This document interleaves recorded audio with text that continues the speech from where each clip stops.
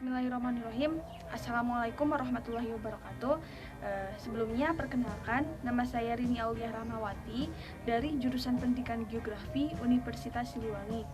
Nah, di sini saya akan menjelaskan mengenai strategi pembelajaran dan juga contoh implementasi media pembelajaran yang terintegrasi dalam masing-masing strategi pembelajaran. Nah, strategi pembelajaran yang ingin saya jelaskan ini ada 4, yaitu simulasi, discovery, problem solving, dan praktikum. Oke, langsung saja kepada penjelasannya, mohon disimak baik-baik. Nah, langsung saja pada penjelasan, apa itu strategi pembelajaran? Nah, strategi pembelajaran dapat diartikan sebagai suatu perencanaan yang berisi tentang rangkaian kegiatan yang telah didesain untuk mencapai suatu tujuan pendidikan tertentu. Untuk strategi yang pertama yaitu simulasi. Nah, simulasi ini merupakan metode pelatihan yang memperagakan sesuatu dalam bentuk tiruan yang menyerupai suatu keadaan tertentu. Nah, di sini peserta didik diharapkan dapat berperan dalam pembelajaran ini. Untuk contoh yang pertama yaitu penggunaan peta sebagai media pembelajaran. Nah, peta di sini peta yang digunakan yaitu terkait peta potensi bencana. Nah, peta tersebut dapat digunakan oleh peserta didik untuk mengetahui bahaya apa saja yang akan terjadi pada suatu wilayah tersebut. Nah, misalnya terkait bencana gempa bumi. Nah, peserta didik dengan didampingi oleh guru ataupun ahli lainnya dapat melakukan mitigasi bencana terkait bencana yang akan terjadi, baik itu setelah ataupun sebelum terjadinya bencana. Nah, kemudian yang kedua yaitu pelatihan mengajar ataupun peer teaching. Nah, pelatihan mengajar ini biasanya dilakukan oleh mahasiswa, terutama mahasiswa yang berada di ranah kependidikan. Nah, jadi mahasiswa tersebut seolah-olah menjadi seorang guru dan rekan-rekannya menjadi seorang murid di suatu sekolah.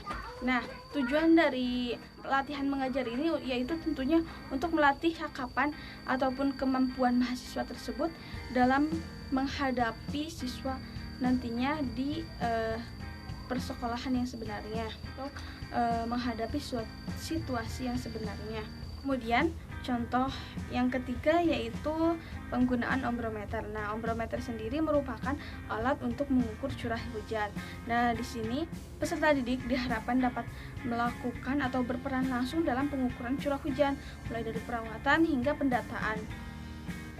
Nah, dari ketiga contoh tadi, ketiganya termasuk pada simulasi karena siswa ataupun peserta didik ini peran langsung dalam kegiatan pembelajaran. Kemudian yang kedua ada discovery. Discovery ini merupakan suatu metode mengajar yang mengatur pengajaran sedemikian rupa sehingga peserta didik mengetahui informasi itu tidak secara langsung didapatkan dari guru ataupun pendidik.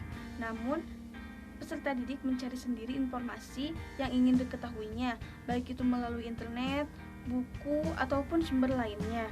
Nah, media ataupun bahan ajar yang disampaikan oleh guru itu tidak dalam bentuk final, namun peserta didik didorong untuk mengidentifikasi apa saja yang ingin diketahuinya, kemudian mencari informasi seperti yang telah disebutkan tadi, baik melalui internet, buku, ataupun sumber lainnya.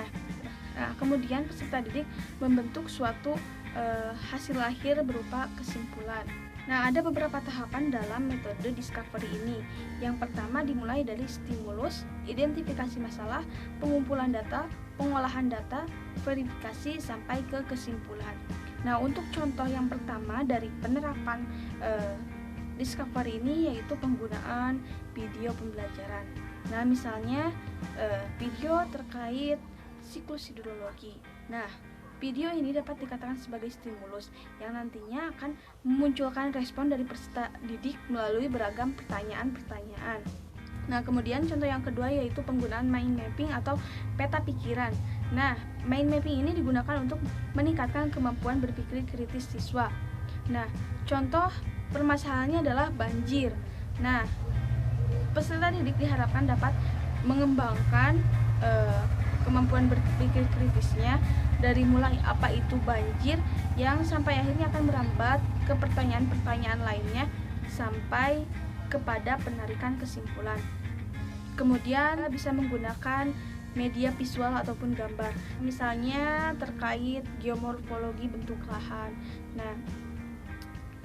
Nah, di sini peserta didik ataupun mahasiswa diharapkan dapat mengidentifikasi bentuk lahan apa saja yang terdapat pada gambar yang telah ditampilkan oleh dosen ataupun pendidik. Nah, dari ketiga contoh tadi dikatakan sebagai contoh implementasi media pembelajaran dalam Discovery karena ketiganya menampilkan masalah yang akhirnya diidentifikasi oleh peserta didik. Strategi yang ketiga ada problem solving. Nah, pada metode ini siswa diharapkan ataupun siswa dituntut agar dapat memecahkan masalah secara aktif. Di sini guru memberikan satu topik permasalahan yang kemudian peserta didik secara individu ataupun kelompok mengumpulkan informasi untuk menyusun alternatif solusi dalam mengatasi permasalahan tersebut.